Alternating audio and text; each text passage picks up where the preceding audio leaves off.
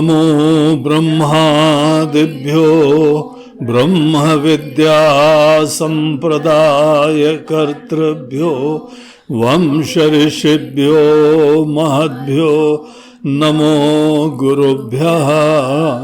सर्वोपप्लवरहितः प्रज्ञानघनः प्रत्यगर्थो ब्रह्मैवाहमस्मि ब्रह्मैवाहमस्मि।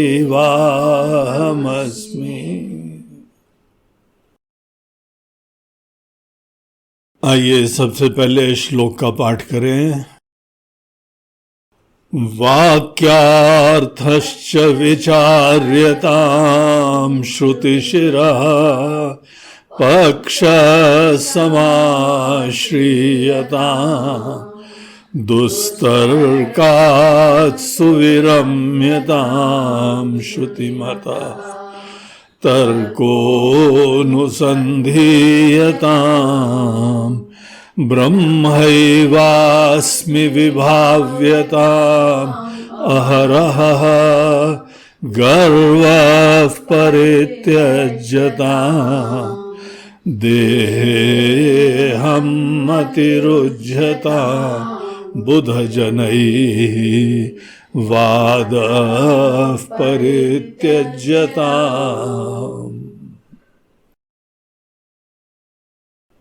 तो साधना पंचकम के तीसरे श्लोक में हम लोग यहाँ पे निधिध्यासन की जो अवस्था होती है उसके ऊपर विचार कर रहे हैं। तो यहाँ पे भगवान भाष्यकार ये हम लोगों को बता रहे हैं कि देखिए, एक बार आप ने श्रुति के तात्पर्य का निश्चय कर लिया। मैसेज दे क्या रही है श्रुति, कौन सा ज्ञान दे रही है? आप जीव बने रहें और आपको एक दिव्य अनुभूति हो जाए, एक ज्ञान हो जाए, एक परिचय हो जाए, ये नहीं बता रही है। हम लोगों को ये बता रही है श्रुति कि हमारी जो यहाँ पे आज आइडेंटिटी बन गई है वो ही हमारी संकुचिता और संसरण का हेतु है।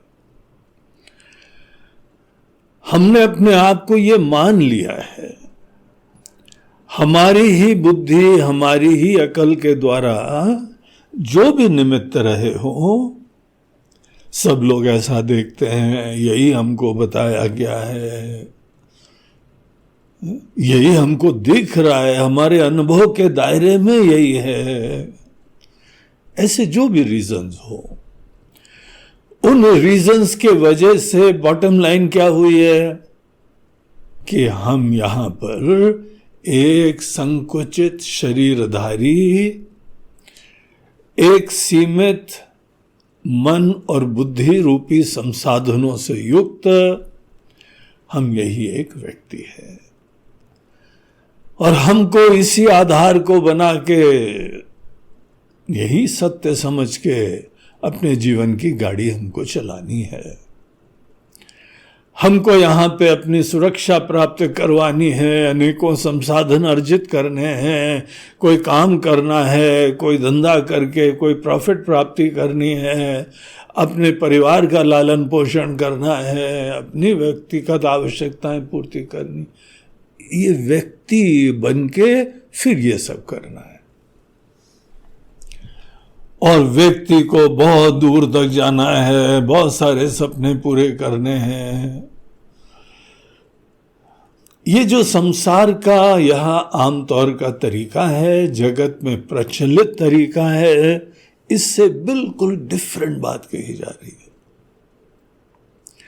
हमको जो यहाँ पे बात बताई जा रही है उसमें दरअसल हमारी आइडेंटिटी, हमारी लिमिटेड आइडेंटिटी, हमारी इंडिविजुअलिटी, इसी को कल्प्रिट बताया जा रहा है। हमने अपना फाउंडेशन जब केवल एक इंडिविजुअलिटी को ही बना लिया है, उसके बाद सब गलत हो जाता है। आपने कभी देखा कहीं पे आप जो है काउंटिंग कर रहे हैं, कोई गिनती कर रहे हैं, एक जगह अगर कोई मिस्टेक आ जाए कभी भी बैलेंस शीट बनती नहीं है ना? कभी भी अकाउंटिंग पूरी नहीं हो पा रही है। आप सच्चे हैं, आप मेहनत कर रहे हैं, आप में पवित्रता है, आप में संबंधों की सुंदरता है, आप में संवेदना है, आप कविता करते हैं, आप साहित्य पढ़ते हैं, आप भजन करते हैं, आप ईश्वर की आराधना करते हैं, है ना? आप में से सब नहीं करते हो, कुछ ना कुछ तो करते ही हैं, नित्य करते हैं, बड़ी श्रद्धा से करते हैं। लेकिन यहां पर इस बात को एक बार नोट करो, ये पकड़ने की जरूरत है। हम लिमिटेड होके जीवन की यात्रा करते हैं, लिमिटेड होके सपने देखते हैं। अब आपने खुद ही मान लिया है कि आप लिमिटेड हैं, तो भगवान अब क्या करेंगे?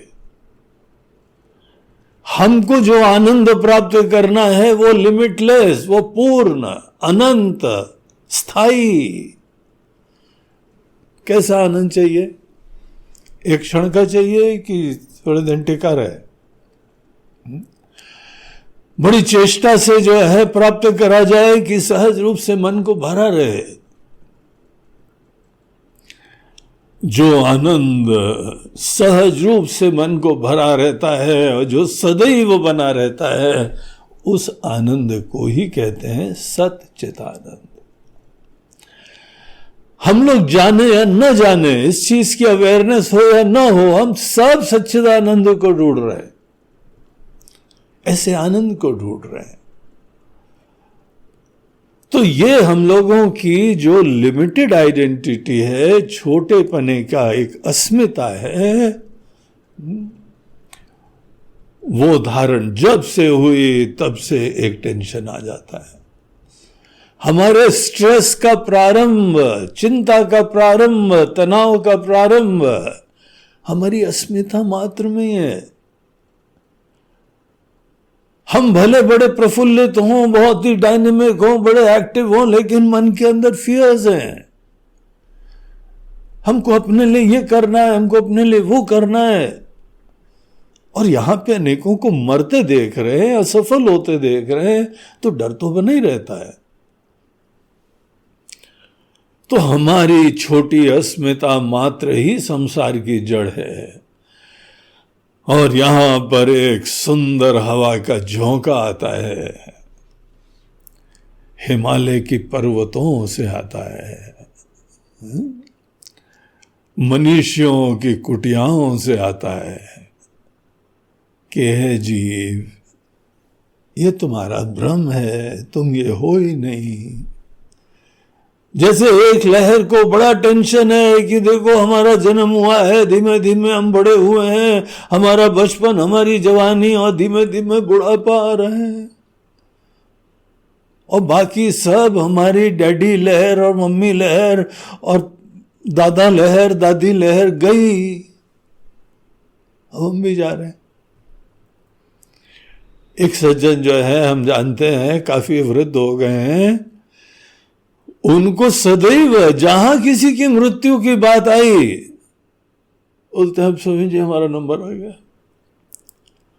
अब हम ही जाने वाले नेक्स्ट। लेकिन पता नहीं कितने पुण्य आत्मा जा ही नहीं रहे। और अगर हम उनकी बीमारियों के बावजूद उनको कहें कि भगवान लंबी उम्र दो, तो हम उनको श्राप दे रहे हैं।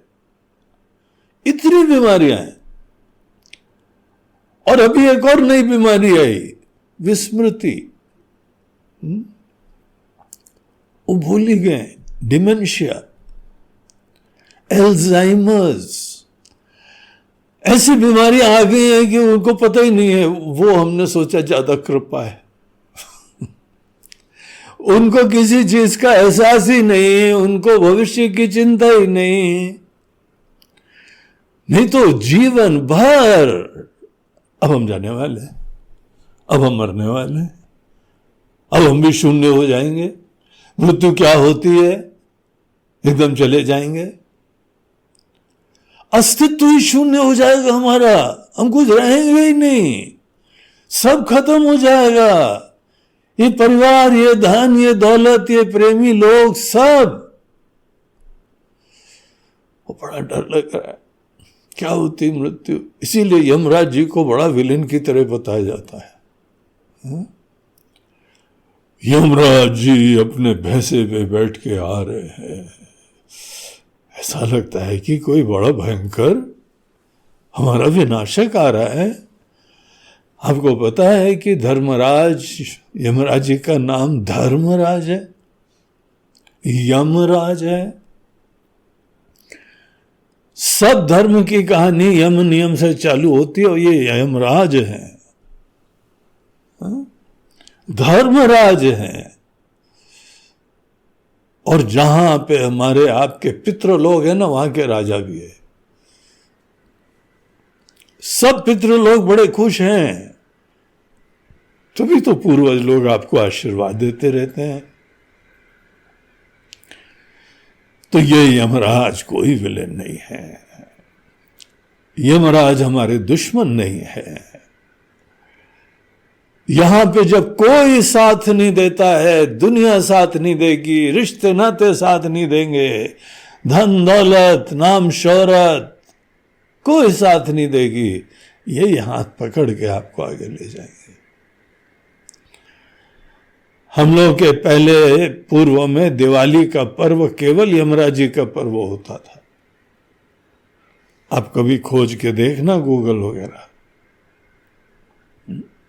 5 दिन का यम पर्व बनाया जाता था। तो ये सब उनके प्रति पुराने समय में आदर होता था। अभी अज्ञान की जो है महिमा चल रही है, अज्ञान चारों तरफ व्याप्त है, पता ही नहीं हमको कुछ। तो यमराज जी हमको शून्य नहीं कर देते हैं, यमराज जी इस इनिंग्स को समाप्त करके बहुत प्यार से हमको ले जाते हैं और दूसरे लोक में जाते हैं। ये बहुत गंभीर विचार का विषय है कि वस्तुतः हम कौन हैं, और यही विषय महावाक्यों में बताया जा रहा है। तो हम लोगों ने ये सब चीजें बड़े विस्तार से देखी थी।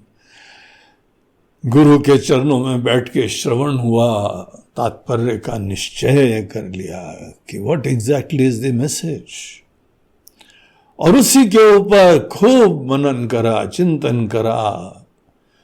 श्रुति के द्वारा प्रतिपादित तर्क, दुनिया के जो दुष्तर्क उनका भी दोष देखा, और इस तरीके से अपने अंदर से कॉबवेब्स सब हटाए।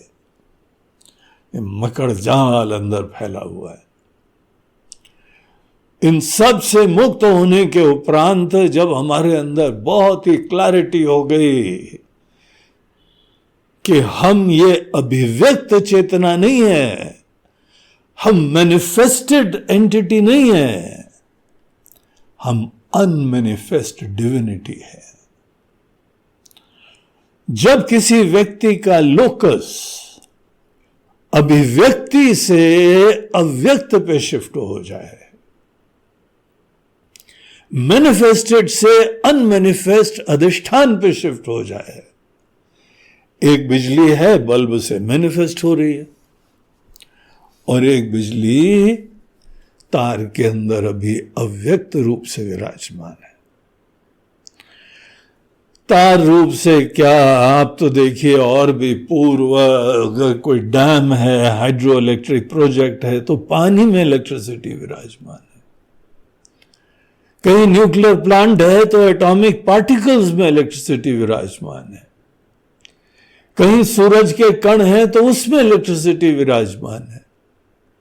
बिजली अव्यक्त रूप से हर जगह विराजमान है।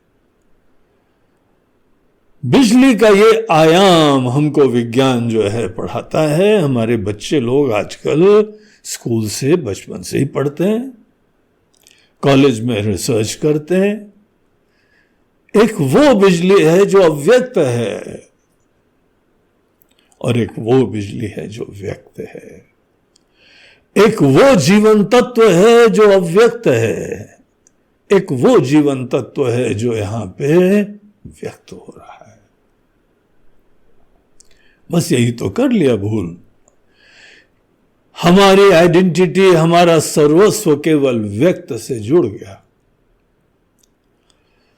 व्यक्त से जितना व्यक्त हो रहा है, और उपाधि की सीमाओं के ऊपर अभिव्यक्ति निर्भर होती है।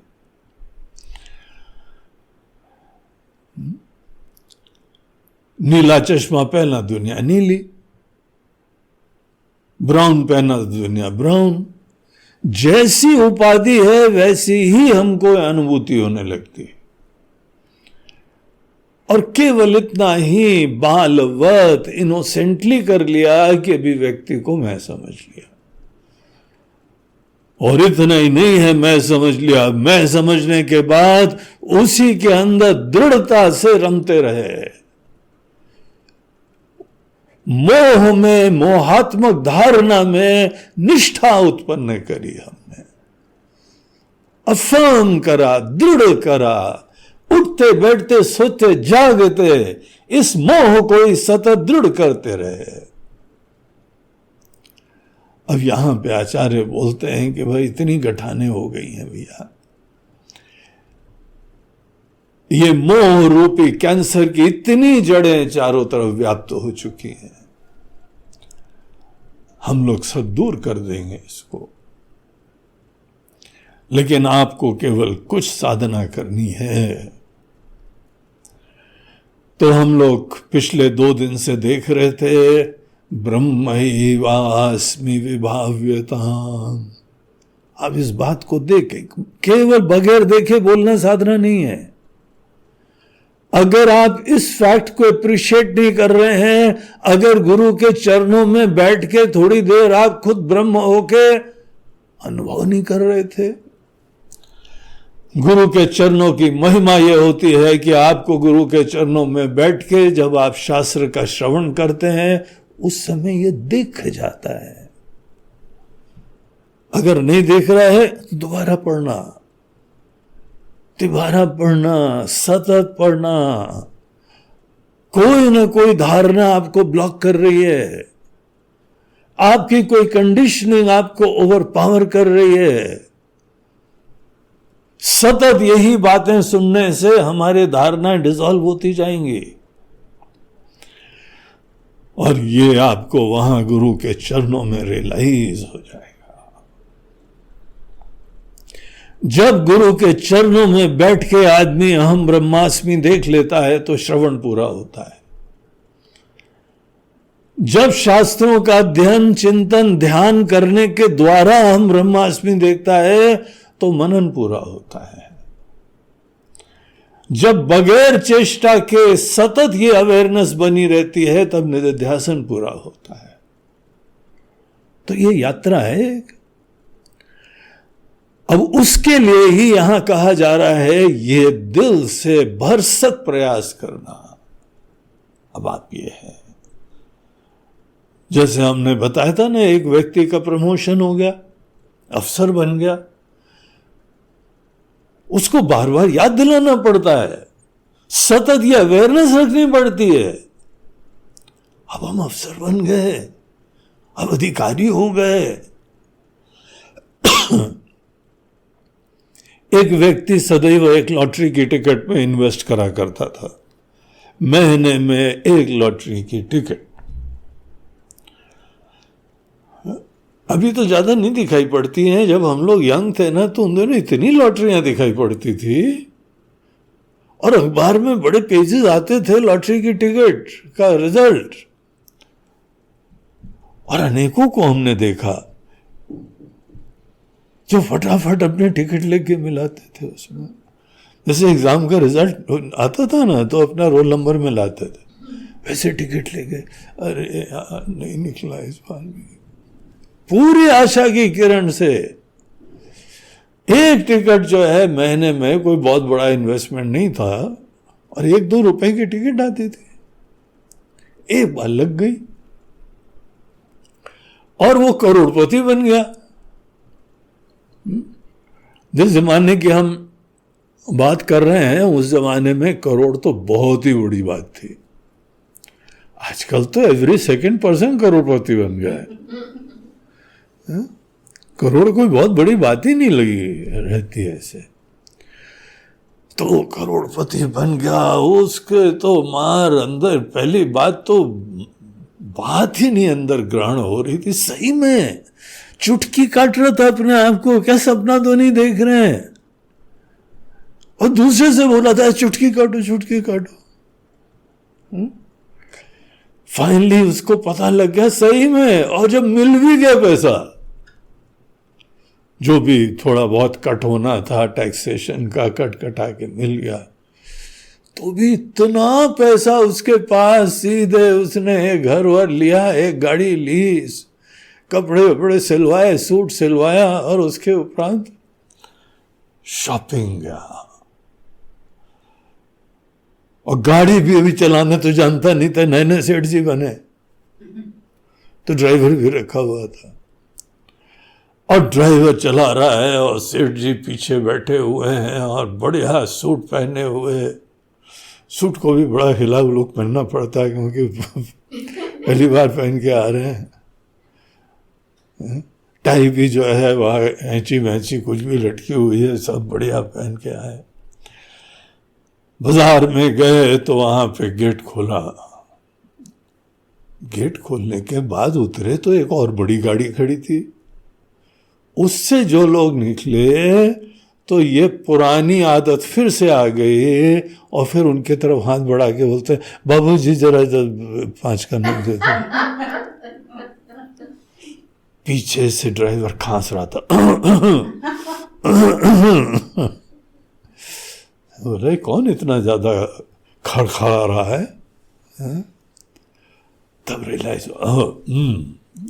हम तो मजाक कर रहे हैं, आपकी बड़ी गाड़ी देख के हम तो छोटे ही हो गए। एकदम टर्न करा। इतना गहरा सपना चल रहा था। मन के अंदर नई आइडेंटिटी को ओन अप करने की प्रक्रिया, ये निधिध्यासन है। ब्रह्मैवास्मि विभाव्यताम, विशेष भावना उत्पन्न करो। आप यही है। और विशेष भावना का मतलब यह है तुम्हारी पुरानी धारणा खत्म हो जाए।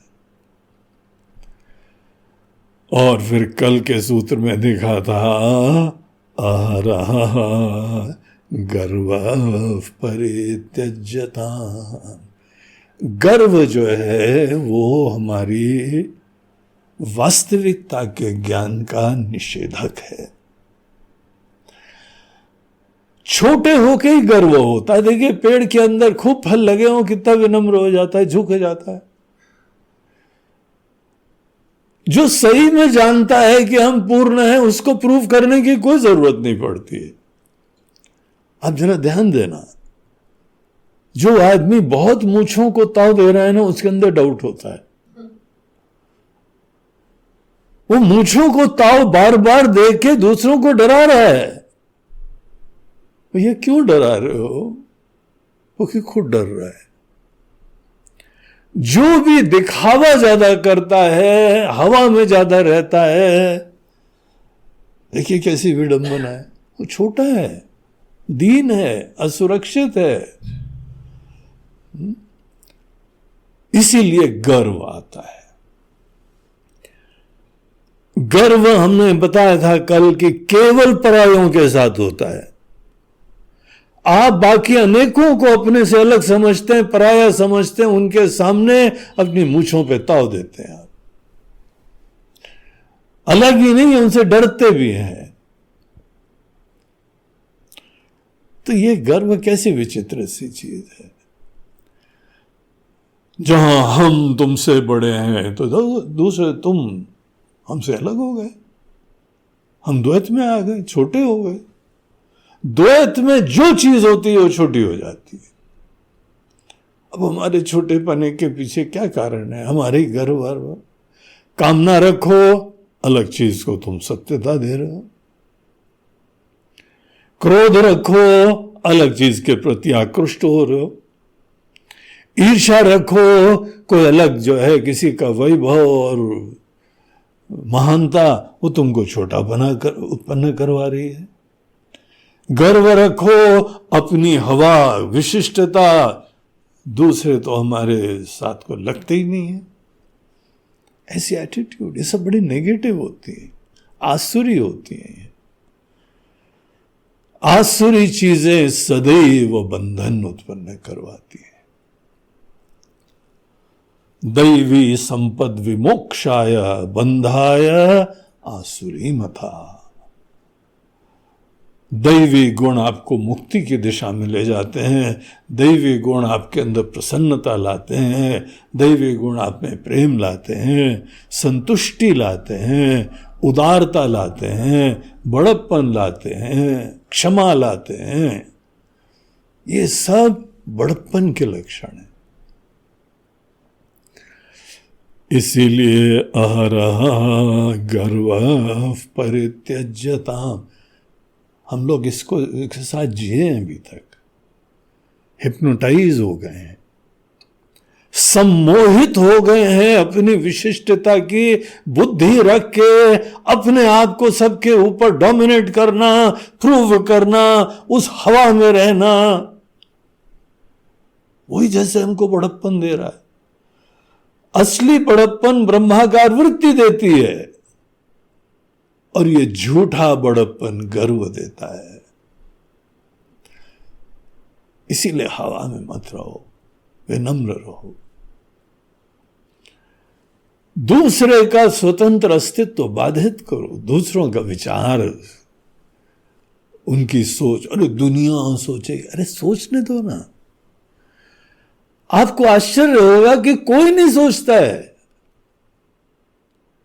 एक बार जो है ना, कोई बड़ा ब्राइट रंग का कपड़ा, बड़ी फैंसीफुल, हवाई डिजाइन, हवाई डिजाइन पता है, इतने बड़े बड़े रंगीन फूल होते हैं। तो किसी को शर्ट दी गई, चलो अरे ये वाली कैसे पहनेंगे, लोग क्या कहेंगे। तो बोला नहीं पहनो, तो एक एक्सपेरिमेंट करा जाए कि लोग क्या कहेंगे, चलो यही देखा जाए कि लोग क्या कहेंगे। तो बड़े ब्राइट पहन के चले गए। एक दो ने ब्राइट रंग था तो थोड़ा तो आंखें मोड़ी तो कुछ बोले ही नहीं। बोला शायद दूसरा बोलेगा, दूसरा भी नहीं बोला। पूरी बाजार में घूम के आ गए।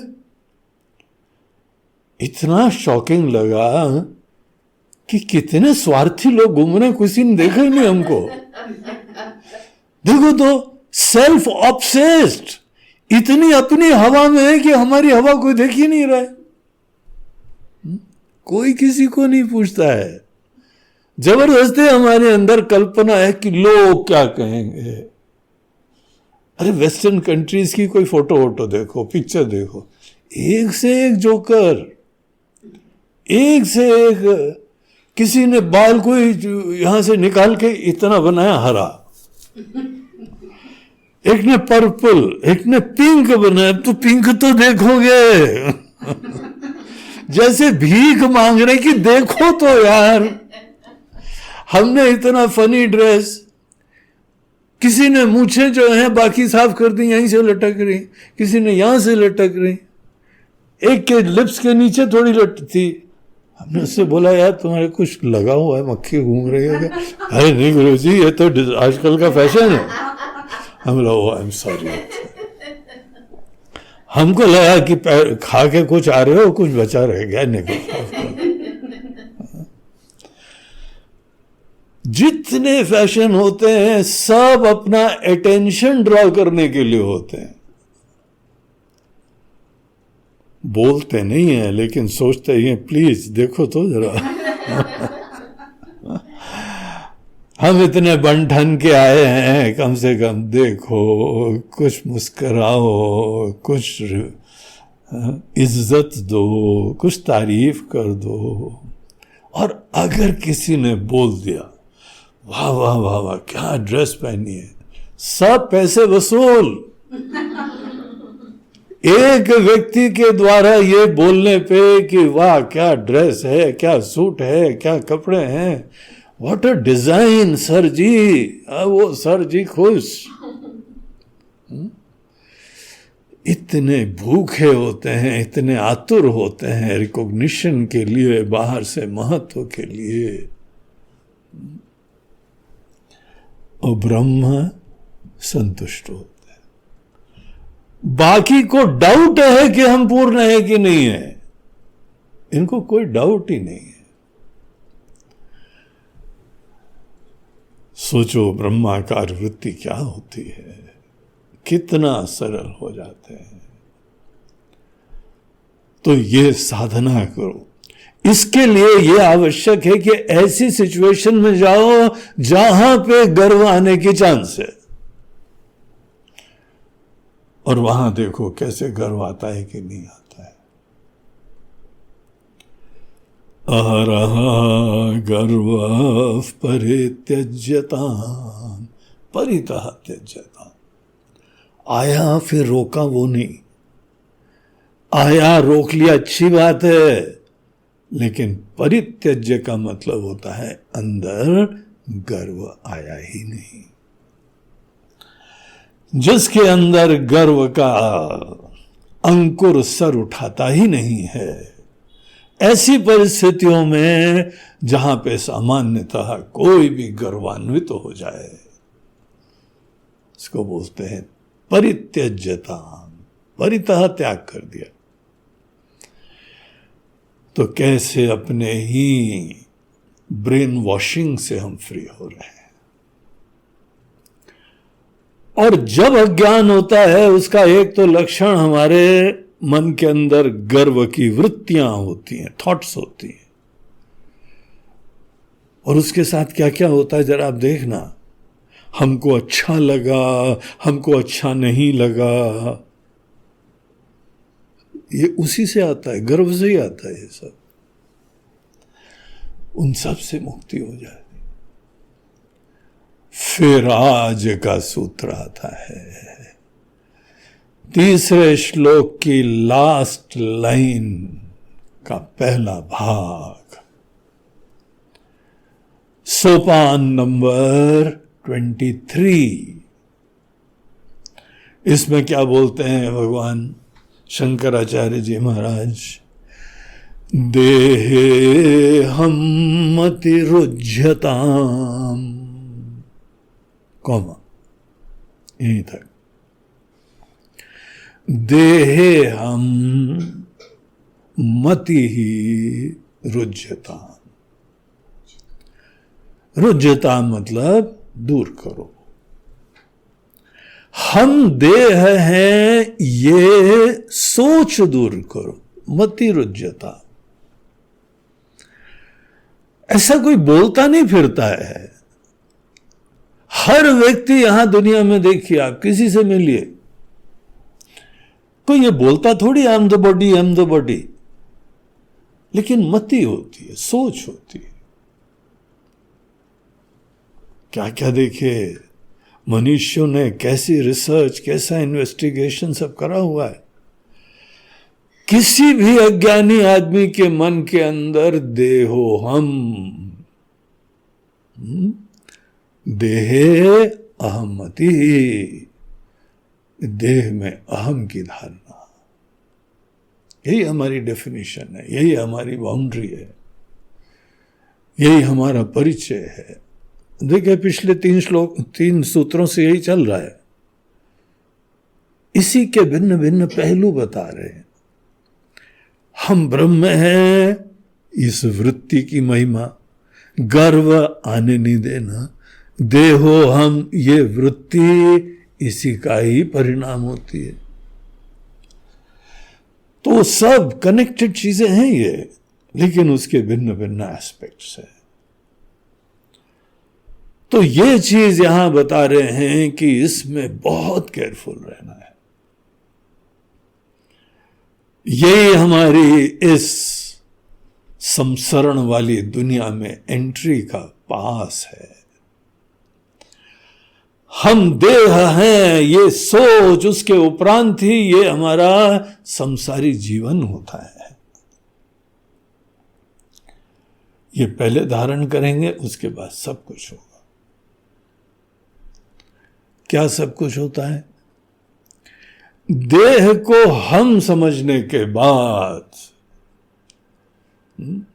हम छोटे होते हैं, जन्म मरणवान होते हैं। अब भगवान से कई लोग जो हैं वो प्रार्थना करते हैं, भगवान ये जन्म मरण से मुक्ति दो। एक बार किसी कैंप में हमने सबसे पूछा, हम बोला आप लोग यहाँ पे आश्रम में पधारे, बहुत अच्छी बात है, आपके मन के अंदर सपना क्या है? तो महाराज जी मोक्ष प्राप्त हो। मैं बोला अच्छा चलिए आज हम लोग के एक डिस्कशन करते हैं, हम नहीं बताएंगे, आप सब बताइए कि बंधन क्या है, बंधन क्या है और मुक्ति कैसे आपको प्राप्त करनी है। Let us B clear about this. अगर हमारा जो है प्रॉब्लम एरिया बड़ा क्लियर हो जाता है तो सोल्यूशन एरिया तो ही ज्यादा स्पष्ट हो जाएगा। तो सब लोग बताओ बंधन क्या है, मुक्ति क्या है। अब ज्यादा गहराई से बंधन मुक्ति को पूछो तो सोचा ही नहीं था, बस तोते की इधर चल रहा था, बंधन से मुक्त करो महाराज, हे भगवान बंधन से मुक्त करो। अब भगवान के पास गया, भगवान बंधन से मुक्त करो। भगवान बोला क्या प्रॉब्लम है? अरे जन्म मरण। बोलते हैं अच्छा ऐसा करते हैं शरीर को खत्म कर देते हैं, रेडी हो? अरे नहीं भगवान ये हमारा मतलब थोड़ी था, बंधन खत्म, शरीर बना रहे, बंधन दूर कर दो। भगवान बोलते हैं अरे बांगड़ू तुमने जब से ये चोला धारण करा है तभी से तो तुम्हारा जन्म मरण चालू हुआ है, देखो तो जरा। हम तुम्हारी प्रार्थना जो है पूरी कर रहे हैं, जन्म मरण से मुक्ति दिला रहे हैं तुमको। न रहेगा बांस न बजेगी बांसुरी, जन्म मरण से मुक्त होना है। नहीं भगवान ऐसे थोड़ी, फिर कैसे तुम ही बताओ। और वो हम नहीं को पता है, वो हम नहीं जानते, वो आप ही जानते हैं। सोचिए जरा, हम जब से देह हुए तब से इस अनंत कोटि ब्रह्मांड में हम एक स्पेक हो गए, छोटे से कण हो गए, इसी देह से आइडेंटिफाई कर लिया। देह की जो बाउंड्री है वही हमारी बाउंड्री है। देह का जब जन्म हुआ था वही हमारी हैप्पी बर्थडे है।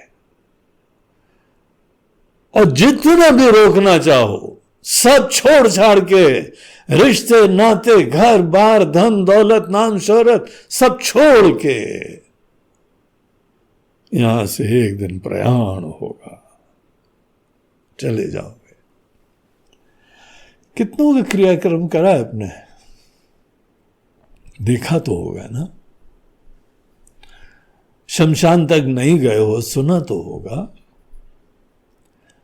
आपके दादा नाना, कई लोगों के माता पिता खुद अपने हाथों से अग्नि दिए, कपाल क्रिया करी है, शरीर को लकड़ी के बीच में रख के भस्मीभूत करा है। ये देह की गति होती, एक दिन छोड़ना ही छोड़ना है। यहां देह को समाप्त करके वो देह मट्टी में मिल जाना है। और जब तक हम लोग जो है वो शमशान घाट का नाम भी कई बार बढ़िया बढ़िया देते हैं, मुक्ति धाम, अरे वाह काशी मुक्ति धाम। अरे भाई शरीर से छूटना मुक्ति है तुम्हारी, कितनी भयंकर ना समझिए। उसी देश में, उसी समाज में जहां पे वेद विराजमान है, जहां उपनिषद विराजमान है, जहां वेदांत के ज्ञान की गंगा बह रही है, वहां पर दिया तले अंधेरा। अपने आप को देह मान रहे। देह से छूटने के बाद आदमी की मृत्यु पूरी समाप्ति नहीं होती है। आपको पता है, जिस समय कोई भी हिंदू व्यक्ति का देहांत होता है उसको सतगति मिलती है। कौन कौन सी गतियां मिलती हैं उसके डिटेल शास्त्र बताते हैं। गीता का 8वां अध्याय देख लेना। वहां भगवान बोलते हैं एक चंद्र का मार्ग है, एक सूर्य मार्ग है। जब यहां शरीर से निकलोगे तो यहां पे तुमको आगे जाना है। चरही वेती चलते जाना है। जिस पूरे धर्म में, जिस संस्कृति में मनुष्य का देहांत होता है और उसकी आगे की गति होती है, तो वहां पे किसी की मृत्यु के कार्यक्रम में आप जाएं, मृत्यु का कार्यक्रम होता है, किसी को श्रद्धांजलि देते हैं, कहीं पे पगड़ी बोलते हैं, कहीं मार्का बोलते हैं, भिन्न भिन्न जगह उसका भिन्न भिन्न नाम दिए जाते हैं। और कई जगह तो आपको बोलने के लिए भी कह दिया जाएगा। आप दो शब्द जो है कितने निकट थे, कितने प्रिय थे, कितने आदरणीय थे, उसके लिए आप दो शब्द बोलिए। तो वहां यही बोलना चाहिए कि इनको सद्गति मिले, ये हम प्रार्थना करते हैं। आजकल अज्ञान इतना प्रचलित है कि कहीं पे किसी की मृत्यु की खबर होने के बाद, आपने भी देखा होगा, अनेकों लोग RIP लिखते हैं। किसी का अंत हो गया, RIP। अफसोस जाहिर करने के ये देखा देखी के तरीके। दरअसल अगर कोई किसी हिंदू व्यक्ति के मृत्यु पर अफसोस जताने के लिए, श्रद्धांजलि देने के लिए RIP लिखता है, तो वो अपना ज्ञान दिखाता है। अपने धर्म, अपनी संस्कृति, अपने कल्चर, अपनी व्यवस्था, अपनी परंपरा, किसी चीज से अवगत नहीं है। वो केवल देखा देखी में वो कोई ना कोई शब्द इधर उधर सीखा है, वो फिट कर रहा है। RIP का मतलब होता है रेस्ट इन पीस। और ये किसके लिए यूज होता है? जिनको गाड़ा जाता है, दफन करा जाता है। जिनको दफन करा जाता है उनके लिए सब लोग बोलते हैं अब कयामत के दिन तक rest in peace. Day of judgment तक रेस्ट इन पीस। अब यहीं आप विश्राम करते रहिए।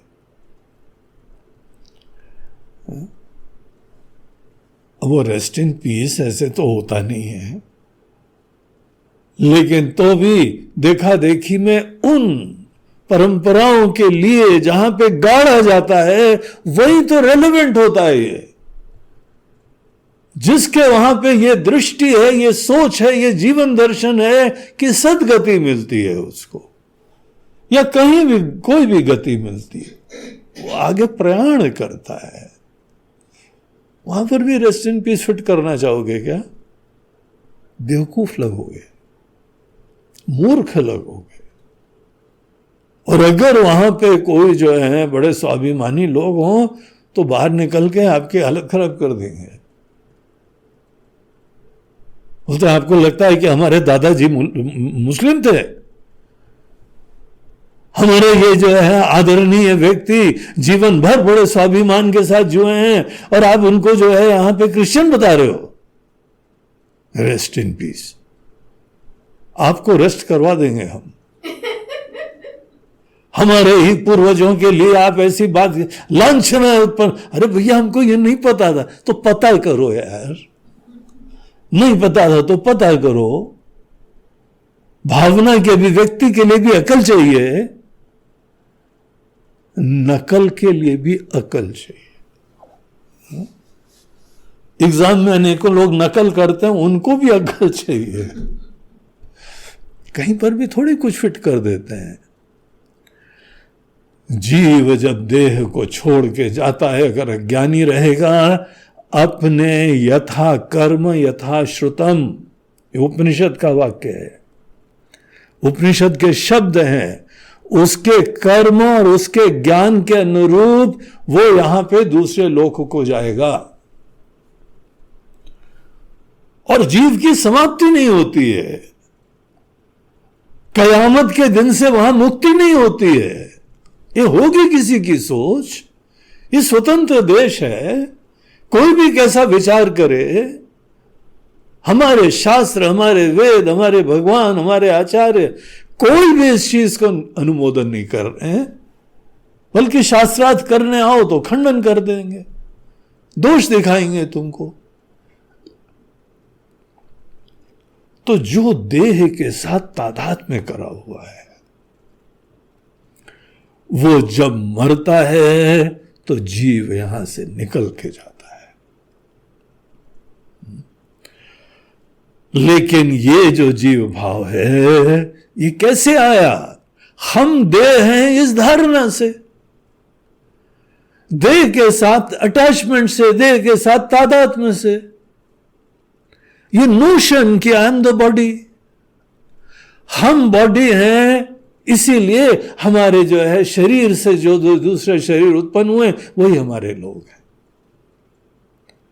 जहां केवल अपने परिवार के लोगों में तुम्हारा ममत्व तो रहा, तो तुम्हारे अंदर देहात्म बुद्धि है। अरे कम से कम तुम्हारे मन के अंदर के विचारों से ही अपनापन का दायरा बढ़ाओ। अगर तुम्हारे मन के अंदर धर्म की आस्था है, तो जिसके अंदर धर्म की आस्था है, क्या उसको अपना समझते हो? वही तो हमारे ही है ना। डॉक्टर्स का क्लब होता है, इंजीनियर्स का क्लब होता है, कोई दूसरे आर्टिस्ट का एक संगठन होता है, सभी एक रुचि वाले हैं। आओ हम लोग यहां बैठ के कुछ चर्चाएं करेंगे, आप तो हमारे अपने ही लोग हो। लेकिन जहां केवल देह के साथ कोई जुड़ा हुआ है वही आपका है, तो ये आपका ही देहात्म बुद्धि दिखा रहा है। देहे हम मतिरुज्यताम, इनकी उपेक्षा नहीं करनी है, लेकिन अपना दायरा इतना ही नहीं बनाओ। तुम्हारी संवेदनाएं, तुम्हारी भावनाएं, तुम्हारा प्रेम, तुम्हारी सेवा क्या केवल इतने दायरे तक सीमित होनी चाहिए? हम लोग के शास्त्र में कहा गया कि भोजन भी तुम बनाओ तो उसके 5 भाग करो, पशु को खिलाओ, पक्षियों को खिलाओ, अतिथि को खिलाओ, देवताओं को खिलाओ, केवल अपने लिए है? ये सब धर्म से दूर होने के लक्षण है। और देह के लिए हमको तपस्या बताई जाती है, केवल इसका भोग मत करो, संयम करो, बलिष्ठ करो, मजबूत बनाओ, और केवल देह की अनुकूलता के लिए जीवन मत जियो। एक दिन तुमको ये जीते जी मरने के बाद तो मजबूरी में छोड़ के जाना ही पड़ेगा, लेकिन सोच नहीं खत्म होती। फिर भी यहां रहते रहते हम देह नहीं हैं, ये रियलाइजेशन करो, बहुत डीप रूटेड है। कहीं पर किसी ने फोटो दिखाई तो वो आपकी फोटो होती है क्या? अगर कोई सोचे कि फोटो में हम दिख रहे हैं, तो आपके अंदर देहात्म बुद्धि है। देह का जन्म तो हमारा जन्म, तो आपके अंदर देहात्म बुद्धि है। देह की बीमारी, हम बहुत बीमार हैं, तो देहात्म बुद्धि। देह के साथ संबंध, वो हमारे लोग हैं, तो ये देहात्म बुद्धि। और फिर उनके प्रति देखो कितनी भावना, कितनी आत्मीयता। ये भावना, ये आत्मीयता दूसरों के लिए इट्स नॉट अवेलेबल। दरअसल हम अपने देह की धारणा में ही रम रहे हैं। देहम मति रुज्यताम, हम देह हैं, ये सोच रियलाइज करो। पहले दूर पहले मत करो, पहले रियलाइज करो कि यह कितनी डीप रूटेड है और कितनी कॉन्सिक्वेंशियल है, कितना परिणाम इसका होता है भयंकर। अनेकों लोग तो परिवार के दायरे से निकलते ही नहीं है। एक सज्जन यहां आए, बोलते महाराज जी हमारे परिवार में इतना प्रॉब्लम है, हमने आपको बताया नहीं तो आप भी दुखी हो जाते, आप भी रो देते। मैंने क्या रो देते? ये तुम्हारी परिवार तुम्हारे अपने अहम में ऐसा भयंकर मोह है कि तुम्हारी छोटी दुनिया है और तुमको लगता है ये सत्य है। हम तो लगे हुए हैं कि तुम्हारा मोह खत्म हो, हम क्या दुखी हो, तुम्हारे मोह से छुटकारा मिले। हमारा तो पूरा ट्रीटमेंट का ऑब्जेक्टिव ही यही है। बहुत डीप रूटेड होता है। तो इसको पहले रियलाइज करना पड़ता है और फिर इससे हम निकलने का सोचें। इसके बाहर जो भी है, देह और देह के साथ जुड़े हुए लोगों के अलावा जो दुनिया है, उसमें भी अपनापन हो, तो देह के दायरे से निकल रहे हैं। केवल अपने शरीर मात्र की सुंदरता, इसी की व्यवस्था, इसी का भोग, इसी का कंफर्ट, इससे बाहर निकलो तो हम देह के दायरे से बाहर निकलते हैं। शरीर की सुंदरता से आपकी सुंदरता नहीं है, मन की सुंदरता ज्यादा बड़ी है। वस्तुतः तो मन भी नहीं हो, लेकिन देह के अभिमान से निकलने के लिए आपके अंदर अन्य सूक्ष्म लेवल के ऊपर जागृति होने लगी। देहम मति रुज्यताम, इससे फ्री। अगर ये बाधक बने रहेंगे, ये ऑब्स्टिकल बने रहेंगे, ये धारणा और मोह बनी रहेगी, तो हम ब्रह्म हैं, इसको मौका ही नहीं मिलेगा। हमने 2 चींटियों की कहानी सुनी थी। 2 चींटियां जो हैं वो अपने घर में रहती थीं और वहाँ बड़ा अकाल पड़ गया, तो दोनों जो हैं वो निकली। बोला चलो कहीं दूर देश में चलते हैं, जहाँ खाना पानी हो उधर चलते हैं। तो एक चींटी जो है वो चलते चलते किसी एक मिठाई की दुकान में पहुंच गई। बड़ी पुण्य आत्मा थी। चारों तरफ हजारों प्रकार की, सैकड़ों प्रकार की मिठाइयाँ, पेड़े, रसगुल्ले, लड्डू सब लगे हुए थे। अब वो चींटी कहीं पे छोटी सी बेचारी बैठ गई थी, वो थोड़ा थोड़ा सा टेस्ट करा करती थी, खा पी के टनाटन हो रही थी। और दूसरी वाली चींटी जो है किसी नमक के उसके फैक्ट्री में पहुंच गई। तो समुद्र से जो है नमक लाया जाता था, प्यूरिफाई करते थे, फिर उसको पैकिंग करते थे, ऐसी जगह पहुंच गई। अब एक नमक ही खाती थी और एक खूब बढ़िया हाई कैलोरिक फूड खाती थी। थोड़े दिन बाद जो है वो मिठाई की दुकान वाली चींटी ने बोला चलो चलते हैं अपने घर में, देखें स्वजनों का क्या हाल है। तो वो घूमती फिरती घर में आई तो उसी के पास में ये वाली नमक वाली दूर नहीं गई थी ज्यादा, तो मिल गई वो बड़ी दुबली पतली। बोला ये क्या हाल बना रखा है तुमने, खाते पीते नहीं हो क्या? बोला खाते तो हैं, हमारे वहाँ एक खाना मिलता है और वो दूसरी तो आती बिल्कुल हृष्ट पुष्ट। तो उसने जो है बोला कि नहीं, तुम गलत जगह फंसी हुई, हमारे साथ चलो, हम तुमको ले चलते हैं अपनी दुनिया में, अपने घर में, वहां तुमको बताएंगे क्या खाना होता है। एंड व्हाट अ वैरायटी, क्या स्तुति करने लगी। आ चल के तुझे मैं लेके चलूं एक ऐसे गगन के तले, तो बड़ा गीत वीत गाया, बड़ा प्रेरणा दी। बोला चलो देख लेते हैं, ऐसा दिख तो रही है हट्टी कट्टी। तो उस सिटी को लेके गए, वहां पे उन्होंने दिखाया, लो देखो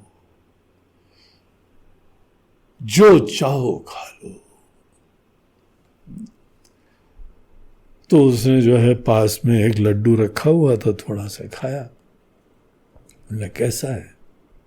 कुछ फर्क नहीं है। अरे कुछ फर्क नहीं है? उसने खा के देखा, बहुत अच्छा था। बोला अच्छा चलो दूसरा खाओ। दूसरा खाओ, उसे भी कुछ नहीं। तो बड़ी आश्चर्यचकित हो गई। मिठाई की दुकान वाली चींटी नमक के देश की चींटी को देख के आश्चर्यचकित हो रही है, इसको टेस्ट ही नहीं लग रहा है। उसने बोला जरा मुंह खोलो। बोला नहीं, मुंह नहीं खोलो। अरे खोलो तो, हम देखना चाहते हैं। तुम्हारे दांत खराब हो गए, तुम्हारी जिह्वा खराब हो गई, दांत सड़ोड़ गए क्या? क्या चक्कर, क्या क्यों नहीं हो रहा है? मुंह जबरदस्ती खुलवाया और मुंह के अंदर एक नमक का दाना दबा के आई थी। ये सोचते हुए कि पता नहीं इसके साथ जा रहे हैं, ये कहीं भूखे ना मार दे हमको, कोई खाना मिले ना मिले, तो ये खाने का दाना लेके चलो। मुंह में नमक रख के शक्कर का टेस्ट ले रही है ना। मूर्ख वो उसकी बात कर रहे हो, आपकी नहीं कर रहे हैं। हम लोग भी कुछ ऐसी गलती करते हैं।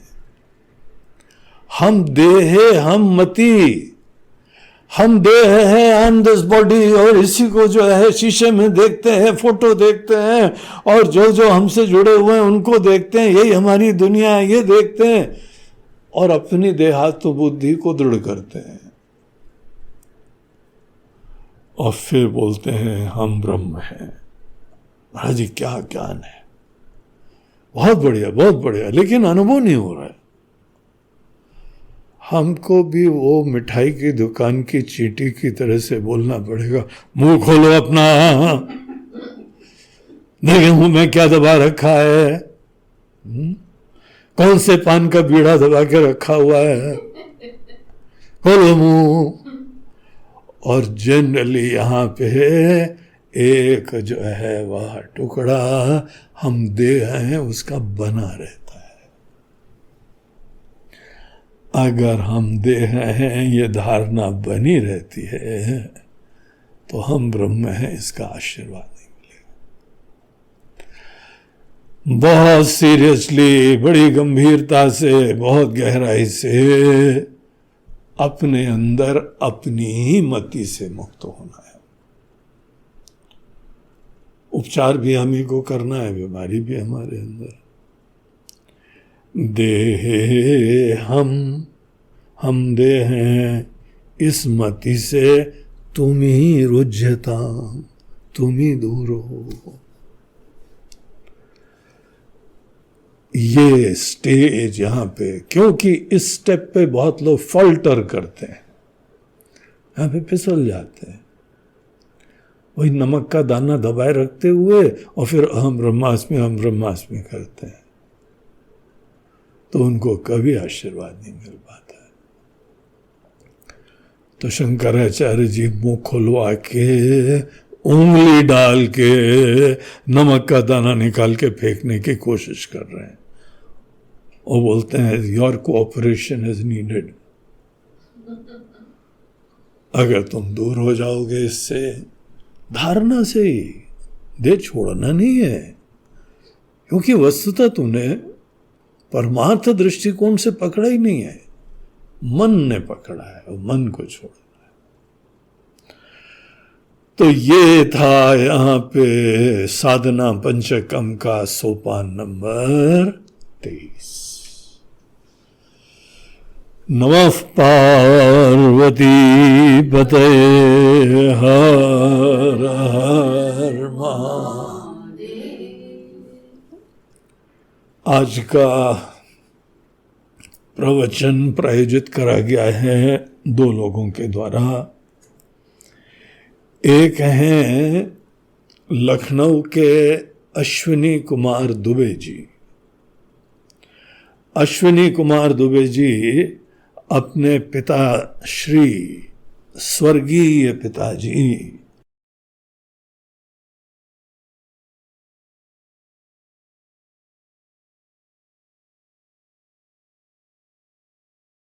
रामकिशोर दुबे जी की स्मृति में आज की ये सेवा दे रहे हैं।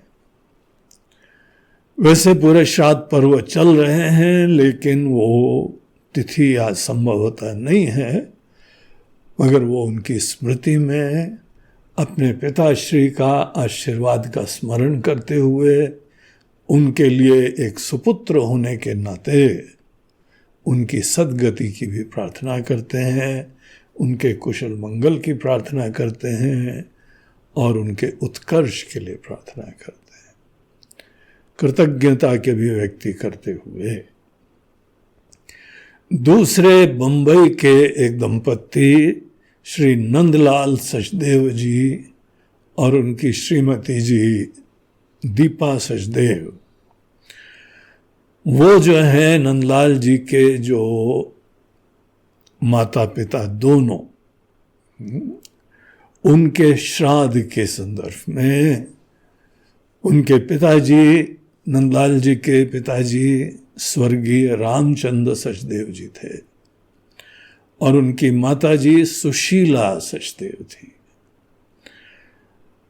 तो इन दोनों का देहावसान पहले हो चुका है और उन्हीं का श्राद्ध का समय है और वो एक यात्री की तरीके से आगे जा रहे हैं। अभी किस लोक में है, कहाँ पे पहुंचे हुए हैं। सद्भावना, सद्विचार इतनी पावरफुल होती है कि सभी लोगों को ट्रांसेंड करते हुए एक दूसरे के पास पहुंच जाती है।